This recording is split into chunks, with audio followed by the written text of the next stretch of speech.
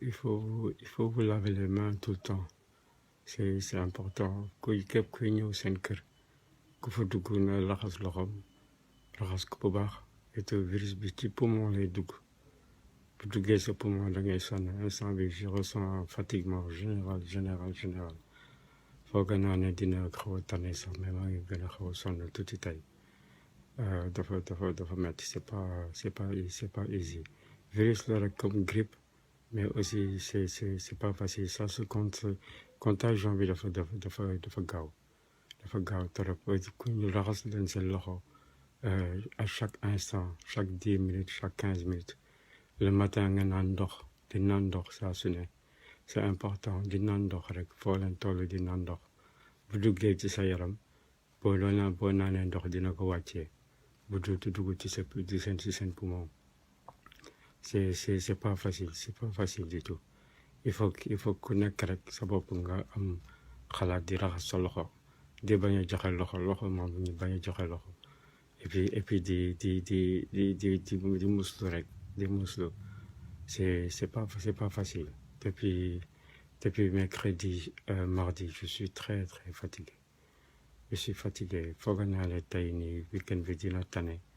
mais encore maa ngi am fatiguement général waa hôpital bàyyi nañ maa ngi nekk isolement sama kër et tout di jël garab yi di jël traitement bi et tout di ñaan yàlla dindi ko incha allah c'est pas facile je peux pas aussi répondre à beaucoup de questions yu may posé parce que awma force non ne peut pas dafa yomb dara c'est pas facile fii tubaab bi fii ak ñëpp sonn moo tax ñu tëj école yi tëj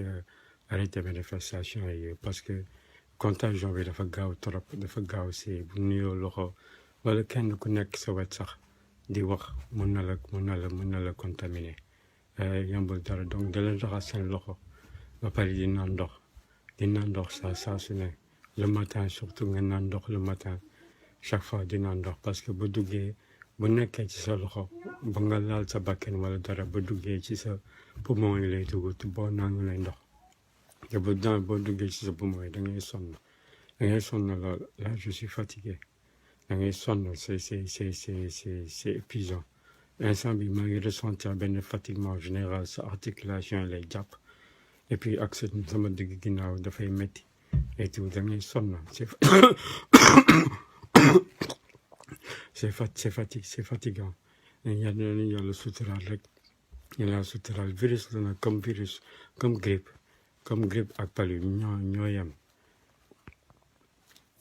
yem comme grippe ak palu mais lu bees la et puis kenn xamul lan la quoi yàlla rek moo ñu suturaal incha allah ngeen ñaanal ma rek yàlla baax na ñi tëdd tam ñëpp yàlla leen yàlla yëkkati ñëpp tout le monde dans le monde entier yàlla leen yàlla yëkkati Sénégal tamit yàlla defal leen jàmm yàlla defal leen sutura ba nga xam ne virus bi dafa propagé comme ça ni ñu def ça baax na ñu tëj école yi tëj yëpp arrêté manifestation yi comme ça ku nekk toog sa kër et puis ba lii jàll incha allah si jàmm ak salaam ñaanal ma gudd fan yàlla ma yàlla may gudd fan pour sama njaboot soxla nañ ma néew yi doole yi soxla nañ ma maa ngi bëggoon tabax daara incha allah yàlla may ba ma def ko incha allah moo nekkoon sama xel avant may feebar maa ngi bëgg a tabax daara fenn foofu Sénégal mais Kaffrine maa ngi doon xalaat def ko Tambacounda wala Saint-Louis wala Touba yàlla ma yàlla may gudd fan ba ma egg foofu ba def ko incha allah mu neexee yàlla ñaa toog fii ba wér naa ñëwaguma Sénégal léegi incha allah mu neexee yàlla maa ngi nuyu ñëpp di sargal ñëpp allahumma amin jërëjëf